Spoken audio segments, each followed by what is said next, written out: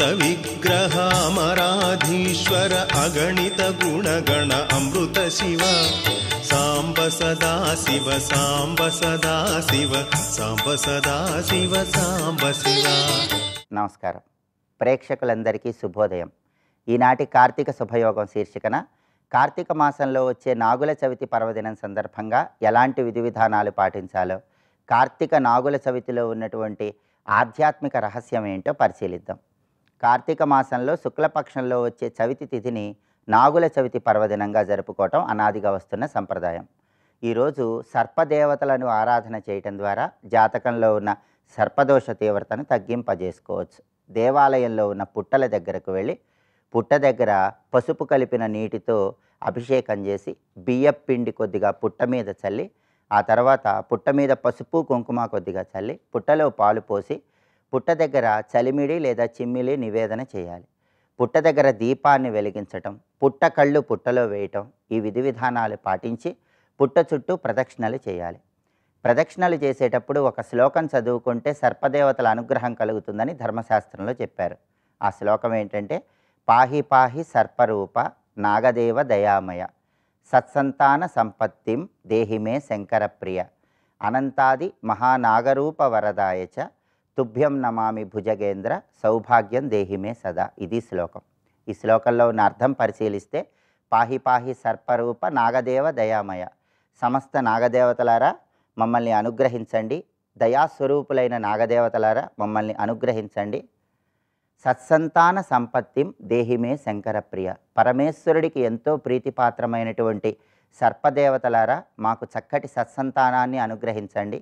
అనంతాది మహానాగరూప వరదాయచ, అనంత, వాసుకి, ఆదిశేష, పద్మనాభ, కంబళ, శంఖపాల, ధార్త్రరాష్ట్ర, తక్షక, కాళీ అని 9 నాగదేవతల పేర్లతో ఉన్నటువంటి నాగదేవతలారా మీ అనుగ్రహాన్ని మాకు కలిగింపజేయండి. తుభ్యం నమామి భుజగేంద్ర సౌభాగ్యం దేహిమే సదా, సమస్త సర్పదేవతలారా మాకు పరిపూర్ణమైనటువంటి సౌభాగ్యాలను అనుగ్రహించండి అని ప్రార్థించటమే ఈ శ్లోకంలో ఉన్న అర్థం. ఈ శ్లోకం చదువుకుంటూ పుట్టల చుట్టూ ప్రదక్షిణలు చేయటం ద్వారా సమస్త నాగదేవతల అనుగ్రహం కలుగుతుంది.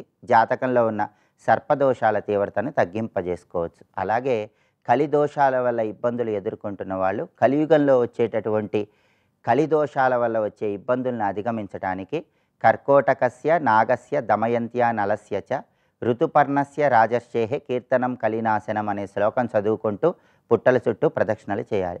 నాగుల చవితి రోజు పుట్టలో పాలు పోయటం వెనుక అద్భుతమైన ఆధ్యాత్మిక రహస్యం దాగి ఉంది. ఆ ఆధ్యాత్మిక రహస్యాన్ని పరిశీలించినట్లయితే మనలో ఉన్నటువంటి సత్వగుణాన్ని పెంపొందింపజేసుకోవాలి.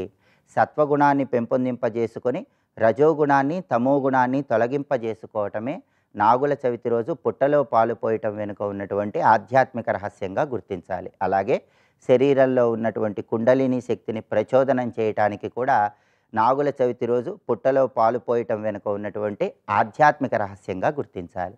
ఈ విధి విధానాలు పాటించండి. సమస్త సర్పదేవతల అనుగ్రహానికి సులభంగా పాత్రలుకండి. రేపటి కార్తీక శుభయోగం శీర్షికన నాగపంచమి సందర్భంగా ఎలాంటి విధి విధానాలు పాటించాలో, అలాగే కార్తీక మాసంలో దీపాలు ఎలా వెలిగిస్తే సకల శుభాలను సిద్ధింపజేసుకోవచ్చో పరిశీలిద్దాం. నమస్కారం.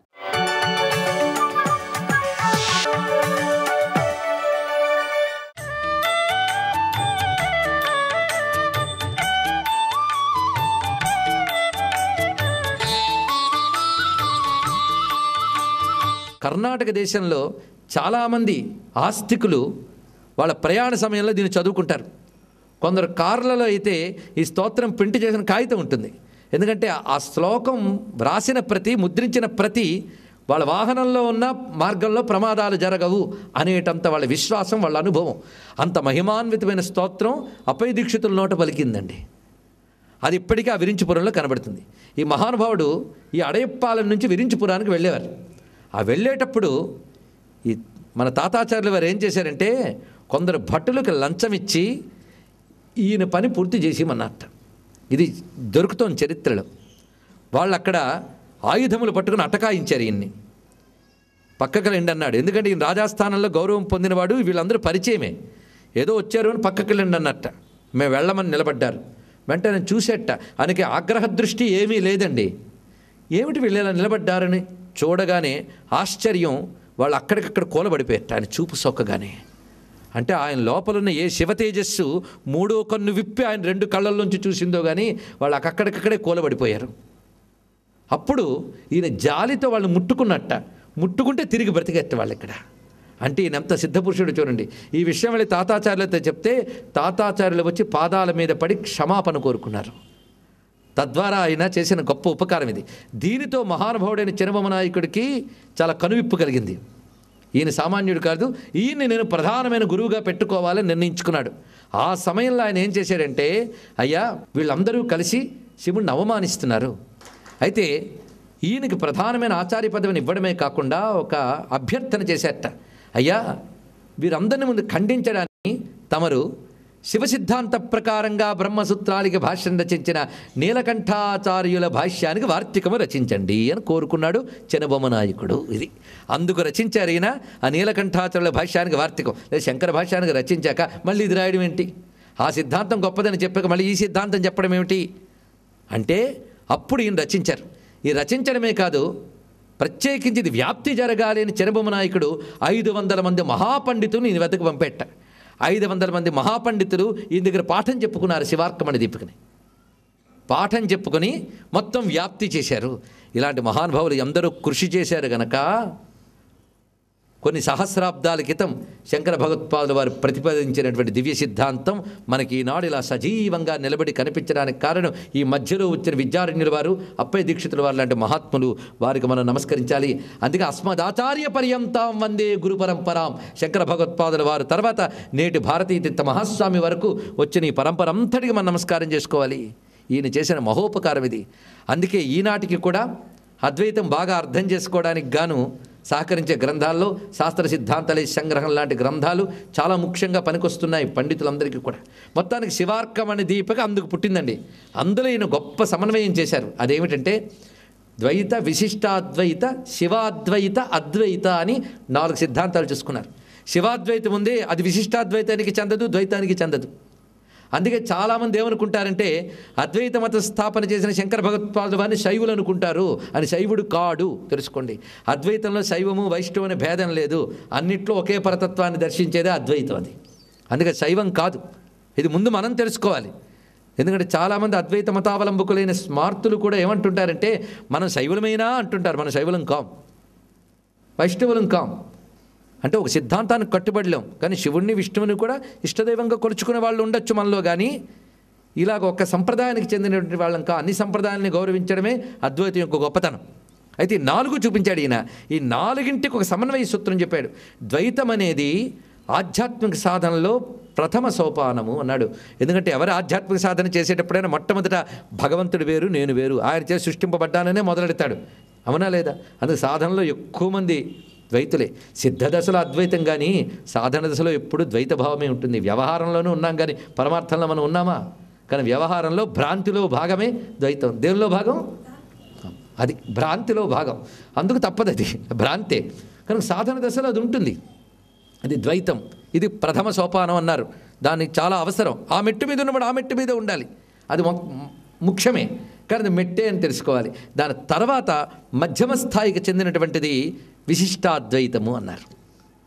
ఇక శివాద్వైతము ఆ అద్వైతానికి అతి దగ్గరది అన్నారు. అంటే అద్వైతాన్ని చేరడానికి మొదట మెట్టు ద్వైతం, తర్వాత విశిష్టాద్వైతం, దగ్గరి స్థలం శివాద్వైతం. అందుకు నేను శివాద్వైత ప్రకారంగా రచింపబడ్డ నీలకంఠాచార్యుల యొక్క భాష్యాన్ని శివార్కమణి దీపిక అనే పేరుతో ఇస్తున్నాను అన్నాడండి ఈయన. అది సమన్వయం. ఇది చెప్తూ ఒక మాట అంటారు ఆ గ్రంథంలో. ఆయన అన్నటువంటి ఒక మాట ఇది శివకర్ణామృతమే.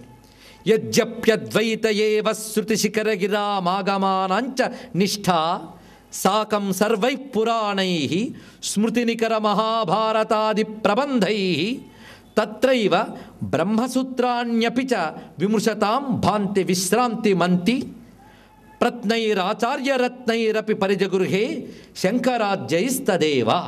ఈ శ్లోకం యొక్క భావం చూపిస్తున్నాం. శృతిశిఖరగిరాం, శృతిశిఖరగిరాం అంటే ఉపనిషత్తులు, శృతి శిఖరములు అంటే ఉపనిషత్తులు. ఉపనిషద్వాక్యములకు ఆగమానాంచ దాన్ని అనుసరించి వచ్చిన ఇతర శాస్త్రములకు ఇక పురాణై స్మృతిభి, పురాణములు ధర్మశాస్త్రములు వీటికి, మహాభారతాది ప్రబంధై. ఇప్పుడు ఎన్ని రకాలు వచ్చిందండి మన భారతీయ సాహిత్యం. వేదాంతములు, ఆగమశాస్త్రములు, స్మృతులు, పురాణములు, మహాభారతాది ప్రబంధములు అన్నారు ఇక్కడ, అంటే ఇతిహాసములు. ఇవన్నిటి యొక్క తాత్పర్యం ఏమిటంటే అద్వైత ఏవా, వీటన్నిటి యొక్క తాత్పర్యం అద్వైతమే. దీనినే బ్రహ్మసూత్రములు కూడా ప్రతిపాదించాయని ఆలోచనాపరులైన మేధావులందరూ విమర్శ చేసి తేల్చారు. ఆ విషయాన్నే ప్రత్నైరాచార్యరత్నై, ఆచార్యరత్నములందరూ ఆ విషయాన్ని తిరిగి ప్రతిపాదన చేశారు. ఆచార్యరత్నములు ఎవరయ్యా అంటే శంకరాజ్యై, శంకరాదులు అని. అంటే ఈయనకి శంకరాచార్యుల వారంటే అంత గురుస్థానమో చూడండి. ఇక్కడ శంకరాచార్యాదులు కూడా అదే చెప్పారు. మరి అటువంటప్పుడు శంకర భాష్యం కాకుండా దీనికి ఎందుకు చెప్తున్నావయ్యా అంటే, అది ఎలాగో నేను చెప్పాను, ఇది ఎందుకు చెప్తున్నాను అనే దాన్ని చెప్తున్నారు. తథాపి అనుగ్రహాదేవ తరుణేందు శిఖామణే అద్వైత వాసనా పుంసాం ఆవిర్భవతి నాణ్యత. ఆ అద్వైత సిద్ధి కావాలి అంటే ఆ శివుని అనుగ్రహం లేనిది రాదు గనక, ఆ శివానుగ్రహం కావాలి అంటే శివభక్తి ఉండాలి గనక, ఆ శివపారమ్య ప్రతిపాదన శివభక్తికి హేతువవుతుంది గనక ఈ శివార్కమణి దీపిక ఆ శివభక్తి సిద్ధి కోసం నేను ఇస్తున్నాను అని చెప్పాడు ఇక్కడ. ఈ మాట మహానుభావుడు శంకర భగవత్పాదులు వారు కూడా వివేక చూడమని చెప్పలేదా? ఈశ్వరానుగ్రహాదేవ పుంసాం అద్వైత వాసన.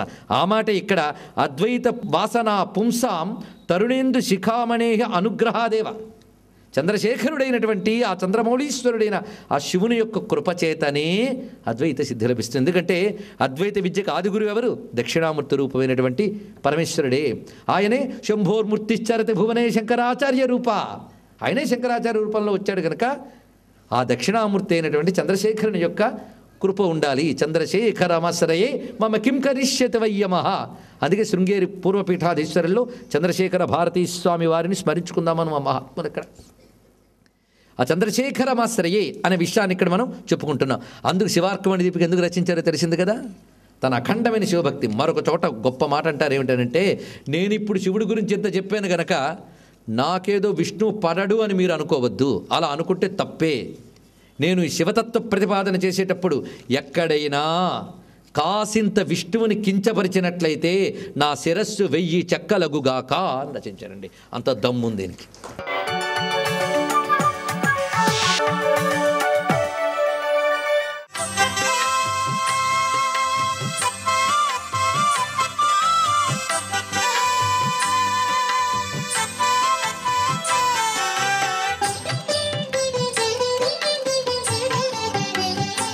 ఓం నమో నారాయణాయ, ఓం నమ శివాయ, శ్రీమాత్రే నమ, కార్తీక దామోదరాయ నమ. ఈరోజు సుబ్రహ్మణ్యేశ్వర స్వామిని తప్పనిసరిగా ఆరాధన చేయవలసినటువంటి సుదినం. హరిహరాత్మక స్వరూపుడైనటువంటి ఆ శివకేశవులతో పాటుగా పుట్ట దగ్గరకు వెళ్ళి, పుట్ట దగ్గర అందరూ కూడాను ఆవు పాలు, సలిమిడి, పెసరపప్పు మొదలైనటువంటివి సమర్పించి, నాగుల చవితికి నాగేంద్ర నీకు పుట్ట నిండా పాలు పోసేము తండ్రి అంటూ ఆ స్వామిని ఆరాధన చేసి, ఆ పుట్ట మన్నును ప్రతి ఒక్కరూ కూడాను తమ చెవులకు, నుదుట కూడాను ధరించినట్లయితే కుటుంబం యావత్తుకు కూడాను చాలా చక్కటి యోగవంతమైన ప్రభావాన్ని ఆ శరవణ భవుడు కలిగింపచేస్తాడు అని చెప్పేసి శాస్త్రం. కార్తీక మాసంలో వచ్చినటువంటి ఈ చవితి తిథి చాలా విశిష్టవంతమైనది. ఉపవాసం చాలా కఠినంగా నిర్వహించేటువంటి విధి విధానం కూడా ఉంది. ఈరోజంతా కూడా ఉపవాసం ఉంటారు, రాత్రిపూట కూడా భోజనం చేయరు.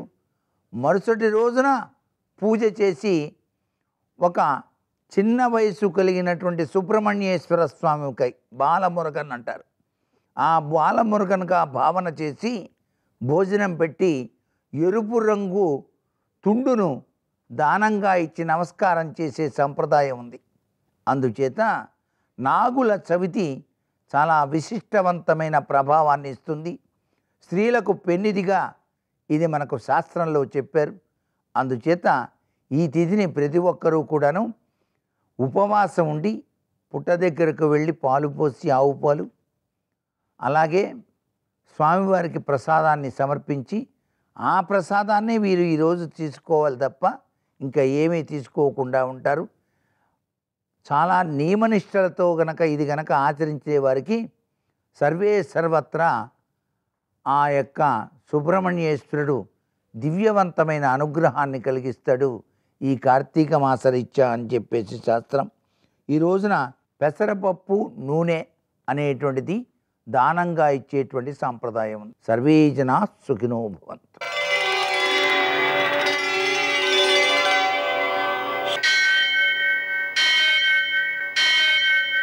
సహస్రశీరుషం దేవం విశ్వాక్షం విశ్వశంభువం విశ్వం నారాయణం దేవమక్షరం పరమం పదం విశ్వతః పరమాం నిత్యం విశ్వం నారాయణగుం హరిం విశ్వమేవేదం పురుషస్తద్విశ్వముపజీవతి పతిం విశ్వస్యాత్మేశ్వరం శాశ్వతం శివమచ్యుతం నారాయణం మహాజ్ఞేయం విశ్వాత్మానం పరాయణం.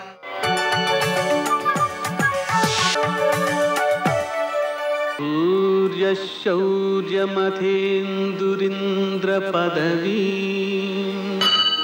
సన్మంగళం మంగళం. శుద్ధలక్ష్మీర్మోక్షలక్ష్మీర్జయలక్ష్మీ సరస్వతి శ్రీర్లక్ష్మీర్వరలక్ష్మీశ్చ ప్రసన్నా మమ సర్వదా. నేటి కాలమాన విశేషాల్ని తెలుసుకుందాం. స్వస్తి శ్రీచాంద్రమాన శోభకృనామ సంవత్సరం దక్షిణాయనం శరదృతువు కార్తీక మాసం శుద్ధపక్షం శుక్రవారం సూర్య ఉదయం 6:26 సూర్య అస్తమయం సాయంత్రం 5:36. నేటి తిథి చతుర్థి అంటే చవితి పగలు 11:02 వరకు, నక్షత్రం పూర్వాషాఢ రాత్రి 1:15 వరకు, వర్జ్యం పగలు 11:27 నుండి 12:59 వరకు, దుర్ముహూర్తం ఉదయం 8:40 నుండి 9:25 వరకు, మళ్ళీ మధ్యాహ్నం 12:23 నుండి 1:08 వరకు, అమృత ఘడియలు రాత్రి 8:39 నుండి 10:11 వరకు, రాహుకాలం ఉదయం 10:30 నుండి మధ్యాహ్నం 12 వరకు, అష్టకవర్గ రీత్యా శుభ సమయం ఉదయం 11:15. నేటి విశేషం నాగుల చవితి, దాన్నే నాగ చతుర్థి అని కూడా పిలుస్తారు. తిరుచానూరు శ్రీ పద్మావతి అమ్మవారి రథోత్సవం కూడా ఈ రోజునే. ఆత్మానం రతినం విద్ధి శరీరం రథమేవచ ఇంద్రియాణి హయాన్యాహు అని చెప్తుంది శాస్త్రం. పద్మావతి అమ్మవారి రథోత్సవం జరుగుతున్నటువంటి సందర్భంలో అమ్మవారి రథాన్ని మన శరీరంతో పోల్చుకోవాలి అంది శాస్త్రం. ఏ రథానికి చక్రాలు ఉన్నాయో ఆ చక్రాలు ఈ శరీరానికి పాదాల వంటివి. ఏ రథం వస్తుందో ఆ రథం పై భాగం ఏదైతే ఉందో అది మన శిరోభాగం. ఏ రథానికి మధ్య భాగం ఉందో అది మన హృదయ భాగం. ఆ రథంలో అమ్మవారు స్వయంగా ఊరేగుతూ వస్తారు కాబట్టి మనం ఆ అమ్మవారిని కానీ మరి ఏ దేవుని రథోత్సవం కానీ సాగుతున్నప్పుడు ఆ దైవాన్ని ఇక్కడ కానీ ఉంచుకున్నట్లయితే తప్పక ఆ దైవ అనుగ్రహం మనకి లభిస్తూ ఉంటుంది. ఆ రథాన్ని లాగేటటువంటి అటు ఇటు ఉండే 2 తాళ్ళు మనసుకి బుద్ధికి సంకేతాలు. ఈ జీవనం అనేటటువంటి మార్గం మీద ఆ రథం అలా వస్తూ ఉంటే అమ్మా నా జీవనాన్ని అంటే జీవిత రథాన్ని స్వయంగా నువ్వు అలా నిత్యము అనుగ్రహిస్తూ నన్ను నడిపించవలసిందని ప్రార్థించినట్లయితే అమ్మవారే కాదు ఏ దైవానికి సంబంధించిన రథోత్సవం జరుగుతున్నప్పటికీ కూడా ఆ దైవం యొక్క అనుగ్రహం సంపూర్ణంగా మనకి కలిగి తీరుతుంది. అంతటి ఉత్తమమైనటువంటి రోజు ఇది. ఇక నాగుల చవితి అని చెప్తూ ఉంటారు. పుట్ట వద్దకి వెళ్ళి ప్రదక్షిణాలని చేస్తూ ఆవు పాలని పోస్తూ ఆ సందర్భంలో అమ్మా నాగదేవత సత్సంతాన భాగ్యంచ దేహిమే, నాకు సత్సంతాన భాగ్యాన్ని కలిగించు అని కానీ ప్రార్థించినట్లయితే సర్ప దోషాన్ని తొలగించేటటువంటి శక్తి ఇదిగో ఈ నాగుల చవితి రోజుకు ఉంటుంది. వల్మీక పూజ అని పుట్టకి పూజ చేసి ప్రదక్షిణాన్ని చేస్తూ ఆవు పాలని పొయ్యాలి ఈ రోజున. నేటి ఆణిముత్యాలు.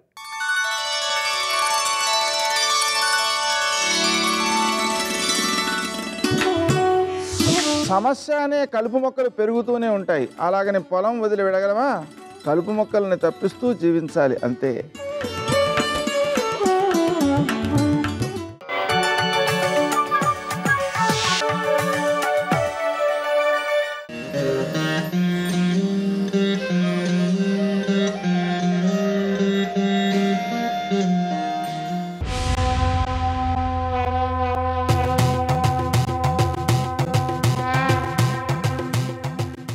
ధీరం వీరం మహాబాహుం సేనానిం సురపూజితం సుబ్రహ్మణ్యమహం వందే మోహినీపుర సంస్థితం.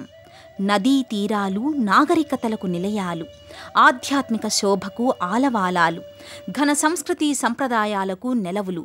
అలాంటి పావన కృష్ణమ్మ జలసిరుల చెంత మోపిదేవి క్షేత్రం విలసిల్లుతోంది. పురాణ ప్రసిద్ధమైన ఈ క్షేత్రం సువిశాల ప్రాంగణంలో వర్ణరంజిత కళామయ ఆలయ ప్రాకారాలు, ముఖమంటపాలు, గోపురాలతో భక్తులను విశేషంగా ఆకట్టుకుంటోంది. వ్యాఘ్రస్య పూర్వ దిగ్భాగే కుమారక్షేత్రముత్తమం సుబ్రహ్మణ్యోవ సద్యవ్రత భుక్తిముక్తి ఫలప్రదః అని వ్యాస మహర్షి స్కాంద పురాణంలోని సహ్యాది ఖండంలో కృష్ణానదీ తీర ప్రాంతాన ఉన్న మోపిదేవి క్షేత్ర వైభవాన్ని ప్రస్తావించారు. ఇక ప్రధాన ఆలయం ముంగిట ముఖమంటపం దీర్ఘ చతురస్రాకృతిలో స్తంభ సమన్వితంగా ఉంటుంది. భారీ స్తంభాలపై వర్ణరంజిత మయూర సర్పాకృతులతో కళామయంగా ముఖమంటపం విలసిల్లుతోంది.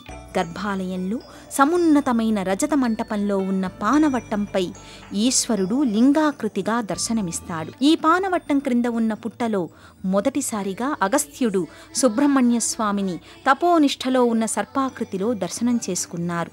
సుబ్రహ్మణ్యేశ్వరుడు ఈశ్వరుడు ఒకే లోగిలిలో కొలువు తీరి సుబ్రహ్మణ్యేశ్వర స్వామిగా దర్శనమిస్తున్నారు. కొన్ని వందల సంవత్సరాల క్రితం ఈ ప్రాంతం పుట్టలతో నిండి ఉండేది. దేవతాదిగణం చేత పూజలందుకున్న సుబ్రహ్మణ్యేశ్వర లింగాకృతి కొన్నాళ్లపాటు కాలగర్భంలో కలిసిపోయింది. ఆ తరుణంలో శివభక్తుడైన ఈ ప్రాంత నివాసి వీరారపు పర్వతాలు స్వప్నంలో స్వామి సాకారమై తన ఉనికిని తెలియచేశాడంటారు. కుండల్ని తయారు చేసే వృత్తిలో ఉన్న పర్వతాలు తన కుటుంబ సభ్యులకు సాటివారికి స్వప్న వృత్తాంతాన్ని తెలియచేశారు. ఓ పుట్టను త్రవ్వి చూడగా దివ్య తేజోలింగం సాక్షాత్కారమయ్యింది. ఆ పుట్టను యథాతథంగా ఉంచి ఆ పుట్టపైనే సుబ్రహ్మణ్యేశ్వర స్వామి లింగానికి ప్రతిష్ఠాపన నిర్వహించారు. ఇప్పుడు మనం నేత్రపర్వంగా వీక్షిస్తున్న ఆ అపురూపమైన సుబ్రహ్మణ్యేశ్వర లింగాకృతి ఇదే. హే స్వామినాథ కరుణాకర దీనబంధు శ్రీ పార్వతీ సుముఖ పంకజ పద్మబంధు శ్రీశాతి దేవగణ పూజిత పాదపద్మ వల్లీసనాథ మమదేహి కరావలంబం అంటూ భక్తులు పరిపరి విధాలుగా సుబ్రహ్మణ్యేశ్వర స్వామిని కీర్తిస్తారు. ఈ క్షేత్రంలో రాహు కేతు గ్రహదోషాల పూజ, కాలసర్పదోష పూజల్ని ప్రత్యేకంగా నిర్వహిస్తారు. సాక్షాత్తు కైలాసం నుంచి దిగివచ్చి తండ్రి తనయులు ఒకే నెలవులో కొలువు తీరి భక్తులను అనుగ్రహిస్తున్నారు. అందుకే మోపిదేవి క్షేత్రం కుమార సన్నిధిగా, కుమార కైలాసధామంగా అలరారుతోంది. శ్రీ సుబ్రహ్మణ్యేశ్వర స్వామి వారికి కుడివైపున వల్లీదేవి సన్నిధి నెలకొని ఉంటుంది. ఎడమవైపున దేవసేన ప్రత్యేక మందిరంలో దర్శనమిస్తుంది. ఇరు దేవేరులు సంపూర్ణ అలంకారాలతో వివిధ ఆభరణ పుష్పమాలికల శోభితంగా దర్శనమిస్తారు. కార్తీక దీపారాధనం, ఆరుద్రోత్సవం, నాగుల చవితి, నాగపంచమిలకు విశేష అర్చనలు కొనసాగుతాయి.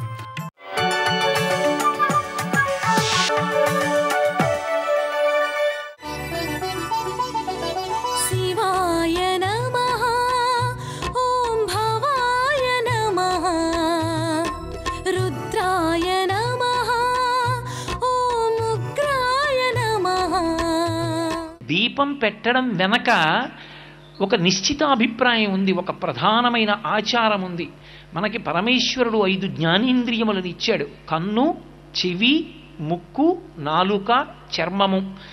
సమస్త సుఖములు ఈ 5 మీదే ఆధారపడ్డాయి. ఈశ్వరుడు కన్నిచ్చి చూపివ్వలేదు, చెవి ఇచ్చి వినికిడి శక్తి ఇవ్వలేదు, ముక్కిచ్చి వాసన చూసే శక్తి ఇవ్వలేదు, నాలుకకి రుచి చూసే శక్తి ఇవ్వలేదు, చర్మానికి స్పర్శ శక్తి ఇవ్వలేదు. సుఖమన్న మాట మీకేముంది చెప్పండి? సుఖము లేదు, దుఃఖము లేదు. జలపాతం ఉంది, మీరు చూస్తారా? వీణానాదం ఉంది, మీరు వింటారా? రామాయణం ఉంది, చదువుతారా? తిరుపతి లడ్డు ఉంది, మీరు తింటారా? కడుపున పుట్టిన కొడుకున్నాడు, మీరు పుత్రగాత్ర పరిశ్వంగం అనుభవించగలరా? దేవాలయ శిఖరాన్ని చూస్తారా? ఎందుకు ఇంకా మీకు ఏమిటి సుఖం? బ్రహ్మాండమునందున్న ఏ భోగస్థానము మీకు సుఖస్థానము కాదు. సుఖము కానప్పుడు దుఃఖము కాదు. ఇక మనిషి జీవితానికి సుఖము దుఃఖము అన్న 2 మాటలు లేవు, ఏమీ తెలియదు. పరమేశ్వరుడు ఈ 5 ఇంద్రియములను ఇచ్చి 5 ఇంద్రియములకు శక్తినిచ్చాడు. ఒక్క ఆత్మయే ఒక్కొక్క దాని మీద పడి ఒక్కొక్క శక్తినిస్తుంది. నానా ఛిద్రఘటోదర స్థిత మహాదీప ప్రభాభాస్వరం జ్ఞానం యస్య చక్షురాధికరణ ద్వారా బహిస్పందతే అంటారు శంకరాచార్యులు వారు దక్షిణామూర్తి స్తోత్రంలో. ఆత్మ కాంతి కంటి మీద పడి చూసే శక్తినిస్తుంది. కన్ను 5 ఇంద్రియములలో నాయకుడు. నయన నాయక. ముందు కన్ను లాగుతుంది, ఇంద్రియాలన్నీ ఎడతాయి. కన్ను లేకపోతే 90% సుఖాలన్నీ చచ్చిపోయినట్టు. కన్నుంది కాబట్టే సుఖాలు, చాలా సుఖాలు. అటువంటి కంటిని నాకిచ్చి ఈ కంటితో నా కొడుకుని, నా కూతుర్ని, నా మనవల్ని, నా భార్యని, ఆ చెట్లని, పరమేశ్వర మూర్తిని, రామాయణ గ్రంథాన్ని, శ్లోకాల్ని చూసి పొంగిపోతున్నాను. ఇన్ని చూసి ఎంత పొంగిపోతున్నానో. ఈశ్వర, ఈ కన్ను ఇచ్చావు కాబట్టి నాకు ఇన్నున్నాయి. ఈ కన్నిచ్చిన నీకు కృతజ్ఞత చెప్పడానికి ఆ వెలుతురికి ప్రతీకగా నీ ముందు దీపం ఉంచుతున్నానని దీపం పెడతాను తప్ప కాంతి లేదని దీపం పెట్టుతున్న వాళ్ళం కాదు. ఒక ఆచారాన్ని పాటిస్తున్నామంటే వేదం దాన్ని ఎందుకు పాటించాలో చెప్పింది. అందుకు దీపం. ఆ దీపం పెట్టి పూజ ప్రారంభం చేస్తాం. కానీ కార్తీక మాసంలో పెట్టే దీపం అందుకొరకు కాదు. కార్తీక మాసంలో పెట్టేటటువంటి దీపానికి ఒక్కదానికి ఒక ప్రత్యేకత ఉంది. సర్వం శ్రీ ఉమామహేశ్వర పరబ్రహ్మార్పణమస్తు. స్వస్తి.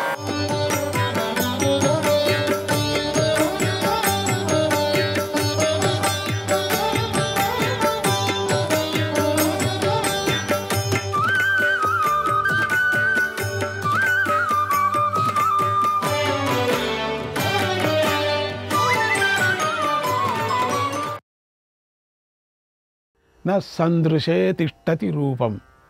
అతడి రూపం ఇంద్రియాల పరిధిలో లేదు. ఎవడూ అతడిని కంటితో చూడలేడని చెప్పబడింది. మరి కఠోపనిషత్తులో అశబ్దం, అస్పర్శం మొదలైన వాక్యాలు ఆత్మ అవిషయం అని చెప్తున్నాయి. ఆత్మ అవిషయం అని చెప్తున్నాయి. విషయం కాదు ఇక్కడ, అవిషయము అని చెప్తున్నాయి.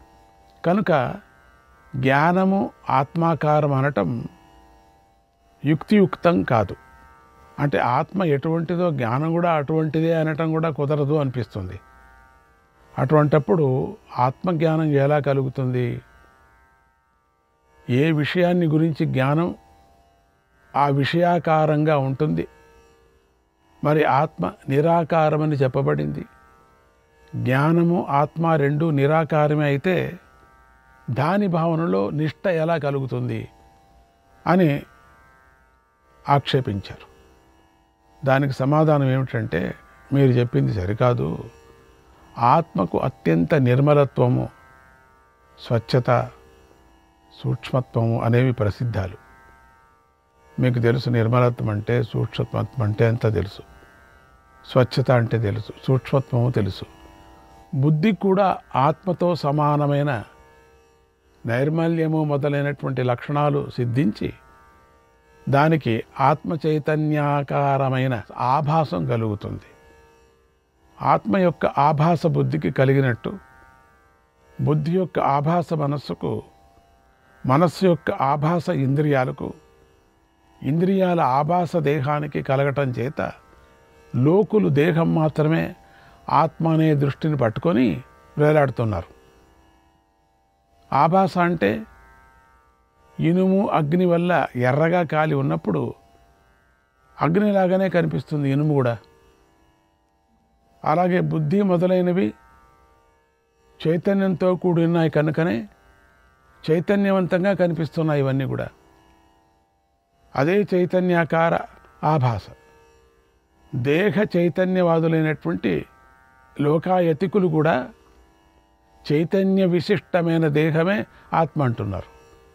మనం లోకాయతికుల గురించి 2వ అధ్యాయంలోనే చెప్పుకున్నాం. అలాగే కొందరు ఇంద్రియ చైతన్యవాదులు, మరికొందరు బుద్ధి చైతన్యవాదులు, బుద్ధి కంటే కూడా ఇంకా లోపల వ్యక్తమయ్యే అవిద్యావస్థను ఆత్మ అని ఆశ్రయిస్తున్నారు. బుద్ధి మొదలు దేహం వరకు అంతటా ఆత్మ చైతన్యం యొక్క ఆభాసే ఉంది. ఇది బుద్ధి మొదలుగా దేహం వరకు అన్నీ ఆత్మ అనే భ్రాంతికి కారణమవుతోంది.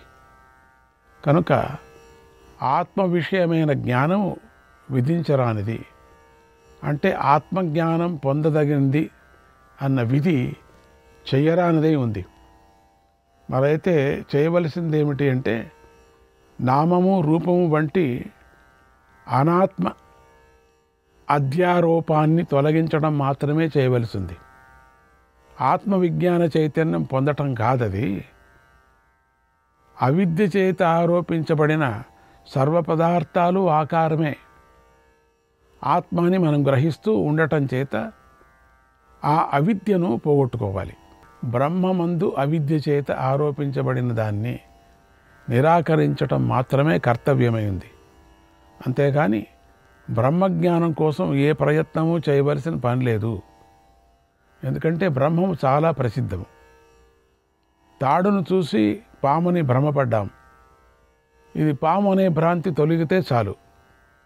ఇది తాడు అని తెలియటానికి ప్రత్యేకంగా వేరే ప్రయత్నం ఏది చేయనక్కర్లేదు. ఎంత ఈజీగా ఉంది అనిపిస్తుంది, ఎంత కఠినమో అనిపిస్తుంది. కఠినం పట్టుకోకూడదు. ఎక్కడెక్కడ మనకు సులభమైన పదాలతో అర్థమవుతుందో దాన్ని పట్టుకుంటే ఆ కఠినమైనదంతా తెలిసిపోతుంది. అసలు దాన్ని పట్టుకోవాలి మనం. మనకు కఠినమైన పదాలు గురించి తెలుసు, అదే దాన్నే ఒత్తిడిగా మన మనసులో పడినప్పుడు మధ్య మధ్యలో వచ్చేటువంటి విడదీసి మధ్యలో పూర్ణంగా కొనాలో చెప్పేటువంటి కొన్ని మాటలు, అంటే నిర్ణయం చేసేటువంటి కొన్ని మాటలు పదాలు ఉన్నాయి. ఆ పదాలు వచ్చి అవి సులభంగా అనిపిస్తుంది మనకు. అప్పుడు ఎప్పుడు సులభంగా మనకు అనిపిస్తుందో దాన్ని బట్టి పైన మనం చూసుకోవాలి. ఇప్పుడు ఇట్లా చదివితే కాదు, మీరు ఇట్లా చదవాలా, మీరు వినటం ఇట్లా వినాలా. పుస్తకం ప్రింట్ అయిన తర్వాత మీరు ఇట్లా చదవండి, అప్పుడు మీకు అర్థమైపోతుంది. ఇదే చాలా కిటికీది. ఇట్లా వచ్చినప్పుడు కొన్ని సందర్భాలు, అన్ని సందర్భాలు అట్లా రాకూడదు. మీరు ఎక్కడ మీకు ఫైనల్ పదం అంటే మీకు అర్థమయ్యేటట్టు చెప్తున్నా పదం సులభంగా వచ్చిందో అది పట్టుకోండి, వెనక్కి వెళ్ళిపోండి, మొత్తం అర్థమవుతుంది. దాంట్లో ఉండే అంతే కిటుకు. ప్రసిద్ధం అంటే ఎవరికంటే వారికి ఎప్పుడంటే అప్పుడు ఎక్కడంటే అక్కడ సిద్ధంగా ఉన్నది అని అర్థం. అవిద్య కల్పిత నామరూప భేదం చేత బుద్ధి అపహరించబడినందువల్ల అత్యంత ప్రసిద్ధము, సువిజ్ఞేయము, అతి సమీపము, ఆత్మస్వరూపము అయినది కూడా అప్రసిద్ధము. దుర్విజ్ఞేయము, అతి దూరము, అన్యము అయినట్టు అవివేకులకు అనిపిస్తుంది. బుద్ధి నుండి బాహ్యాకారము తొలగిన వారికి, గురుకృప ఆత్మప్రసాదము లభించిన వారికి మాత్రం దానికంటే సుఖము, సుప్రసిద్ధము, సువిజ్ఞేయము, అతి సమీపమైనది మరొకటి లేదు. చూసారా, ఇది అర్థమవుతుంది మనకు. దీంతో పైకి వెళ్ళాలి. ఎందుకంటే పరమాత్ముడు ఈ ఒక 18వ అధ్యాయంలో ప్రతి సందర్భంలోనూ ఎక్కడెక్కడ ఏ కఠినంగా మనకు చెప్పుకున్నాడో దాన్ని పోలుస్తూ ఇక్కడ చెప్పుకొని వస్తున్నాడు. అందుకని అవన్నీ ముందు అర్థమైంది అనుకోండి, 17 వరకు మీకు 18 సులభంగా అర్థమవుతుంది. అట్లా వేశాడు దీంట్లో. పరమాత్ముడే అట్లా చూపించాడు. అందుకని ఇక్కడ 9వ అధ్యాయంలో 2వ శ్లోకంలో ప్రత్యక్షావగమం ధర్మ్యం, ప్రత్యక్షముగా తెలియదగినది, ధర్మసహితమైనదని భగవంతుడు దీనినే చెప్పాడు. మేము పండితులం అనుకునే కొంతమంది ఆత్మవస్తువు నిరాకారము కనుక బుద్ధి దానిని పొందలేదు. అందువల్ల సమ్యక్ జ్ఞానంతో నిష్ట కలిగి ఉండటం అనేది దుస్సాధ్యం అంటారు. ఈ మాట కూడా నిజమే. కాకపోతే గురు సంప్రదాయం లేని వారికి, వేదాంత శ్రవణం చేయని వారికి, బయటి విషయాలపై అత్యంత ఆసక్తి కలవారికి, సరైన ప్రమాణాల యందు పరిశ్రమ చేయని వారికి ఆత్మవస్తువు తెలియటము దుస్సాధ్యమే అవుతుంది కదా. దీంతో మనం ముందుకు తెలుసుకోవటానికి కూడా మనకు ఈజీ అవుతుంది. కానీ గురు సంప్రదాయంలో ఉన్నవారికి, వేదాంత వాక్యాలను వినేవారికి, బయటి విషయాలపై ఏమాత్రం ఆసక్తి లేని వారికి, సరైన ప్రమాణాల్లో పరిశ్రమ చేసిన వారికి సమ్మగ్గి జ్ఞానంలో నిష్ఠ కలుగుతుంది, లేకపోతే కలగదు. అందుకని ఉపనిషత్తులు అప్పుడప్పుడు వేదాంత విచారం కూడా చేస్తూ ఉండాలి, వేదాంత పాఠాలు వింటూ ఉండాలి. వరుసగా వేదాంత పాఠాలు మీరు వింటే ఇది మీకు చాలా సులభమైండేది. ఒకప్పుడు స్వామీజీ చెప్పేవారు, ఎందుకంటే వేదాంత పాఠాలు విన్నవారికి చాలా సులభం ఇది. అందుకని వేదాంత పాఠాలు కూడా మనకు కావాలి. అందుకని ఇక్కడ గురు సంప్రదాయం ఊరికే ఉంటే అయ్యలేదు, గురువుని అనుసరిస్తే అయ్యలేదు. గురువు నోటి నుంచి ఇవన్నీ వినాలి. ఆ టైం లేదే, మనకు అర్థం కాదు మనకు. అందుకని గురు సంప్రదాయంలో ఉన్నవారికి, వేదాంత వాక్యాలను వినేవారికి, బయటి విషయాలపై ఏమాత్రం ఆసక్తి లేని వారికి, సరైన ప్రమాణాలలో పరిశ్రమ చేసిన వారికి సమ్యక్ జ్ఞానంలో నిష్ఠ కలుగుతుంది. ఎందుకంటే ఆత్మ చైతన్యం కానటువంటి మరొక వస్తువేది వారికి కనిపించదు. భగవంతుడు కూడా 2వ అధ్యాయంలో యస్యాం జాగృతి భూతాని అనే శ్లోకంలో ఈ విషయాన్ని చెప్పాడు. కనుక ఆత్మస్వరూపాన్ని పట్టుకోవాలంటే భేదబుద్ధిని తొలగించుకోవాలి. ఇదొకటే మార్గం. అంతేగాని ఎవడికి ఎన్నటికీ తన ఆత్మ అప్రసిద్ధం కాని, పొందదగినది కానీ, విడిచిపెట్టదగినది కానీ, గ్రహించదగినది కానీ కాదు. ఆత్మ సులభం, గ్రహించవచ్చు మీరు వేదాంత పాఠాలు వినింటే మాత్రం. అదే గనక అప్రసిద్ధమైతే సర్వస్వార్థ ప్రవృత్తులు వ్యర్థమైపోతాయి కదా. ఎవడేం చేసినా తన కోసమే కదా. ఆ ఆత్మే అప్రసిద్ధమైనప్పుడు ఈ కర్మలు, ఈ జ్ఞానాలు ఎవరి కోసం? దేహము మొదలైన అచేతనాల కోసం సర్వకర్మలు చేస్తున్నాం అని కల్పించి మనం చెప్పలేం. సుఖం కోసం సుఖం, దుఃఖం కోసం దుఃఖం అని కూడా అనలేం. ఎందుకంటే అన్ని వ్యవహారాలకు ఆత్మను తెలుసుకోవటమే ప్రయోజనం. కనుక ఇది నా శరీరం అని తెలుసుకోవటాన్ని మరొక ప్రమాణంతో పని లేనట్టుగా, శరీరం కంటే ఇంకా ఎంతో లోపల ఉన్న ఆత్మను తెలుసుకోవటానికి మరొక ప్రమాణంతో పని లేదు.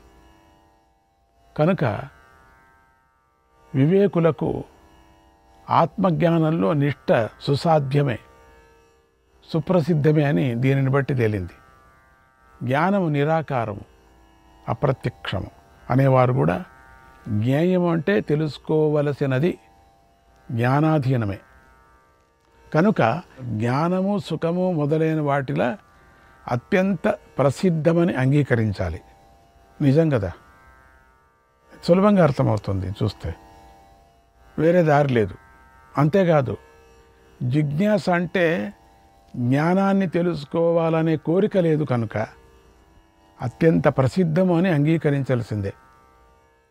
జ్ఞానము అప్రసిద్ధమైతే తెలుసుకోవలసిన ఇతర వస్తువుల్లాగా జ్ఞానాన్ని కూడా తెలుసుకోవాలి అనే కోరిక ఉండేది.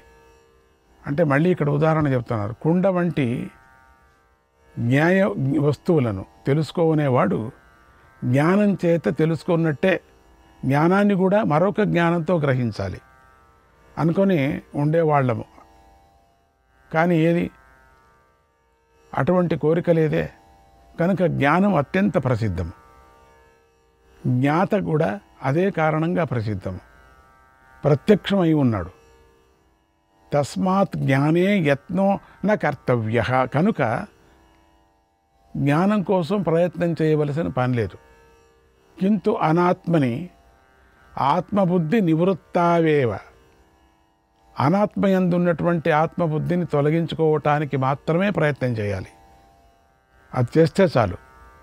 అందువల్ల ఆత్మజ్ఞానంలో నిష్ఠ సులభ సాధ్యమే, మీరు చెప్పినట్టు దుస్సాధ్యం కాదని ఆక్షేపించే వారికి సమాధానం. ఇప్పుడు భగవంతుడు ఆ జ్ఞాననిష్టను ఎలా చేయాలో చెబుతున్నాడు. జ్ఞాననిష్ట ఎట్లా చేయాలనేది ఇంతవరకు చెప్పింది జ్ఞాననిష్ట కోసం తీసుకొచ్చారు ఇక్కడికి. ఇంతవరకు చర్చంత జ్ఞాననిష్ట ఎట్లా చేయాలి, అయితే ఆ జ్ఞాననిష్ట ఎట్లా చేయాలి.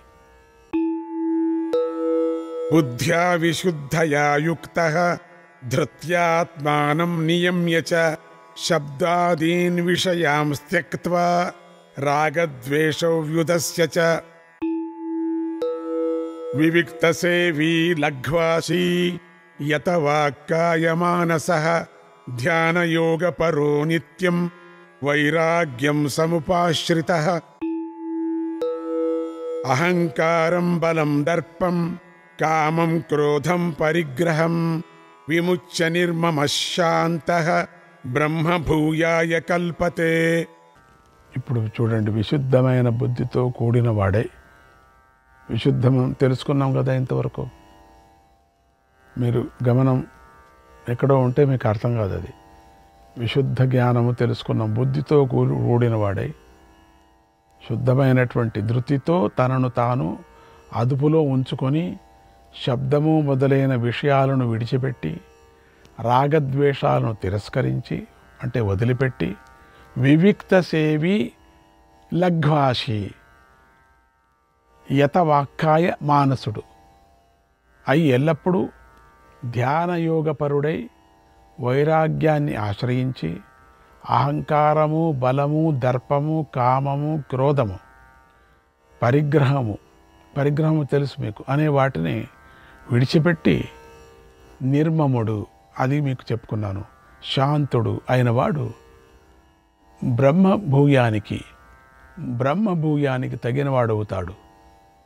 జ్ఞాననిష్ట కావాలి అనుకునేవాడు విశుద్ధమైన అంటే మాయ తొలగిన నిశ్చయ స్వరూపమైన విశుద్ధ బుద్ధి గలవాడు కావాలి.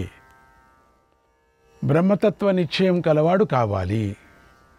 ధైర్యంతో కార్యకరణ సంఘాత రూపమైన తనను అంటే దేహాన్ని వశంలో ఉంచుకొని శబ్దాది విషయాలను విడిచిపెట్టినవాడు కావాలి.